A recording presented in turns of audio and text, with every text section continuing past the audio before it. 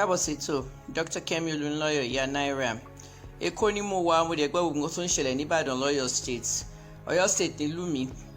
First of all, Governor Makinde is supposed to have a curfew for the whole city. Seyi, lọ ṣe curfew fún gbogbo city, not just Ọ̀jọ́, Ṣáṣá and some areas. Gbogbo nǹkan tó ṣẹlẹ̀ ní Ṣáṣá àtọ̀jọ́, mo predict gbogbo Èkó máa ṣẹlẹ̀. Ṣé bí mo sọ nínú Sunday Igboho video mi?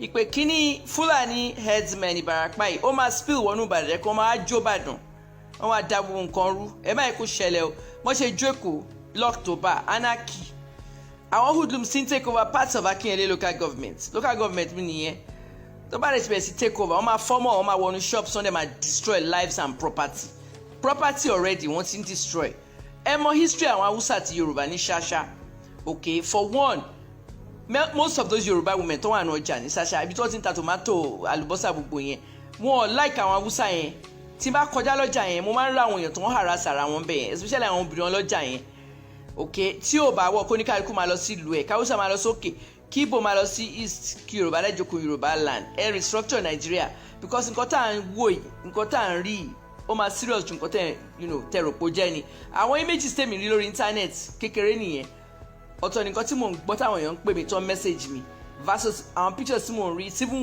worse so kí gómìnà ṣe curfew lock down the whole city of Ibadan at the environs because àwọn hoodlums still take over parts of Akinyele okay for those of you that don't understand Yoruba what I just said I can't read Yoruba either or write it but I can speak it very well.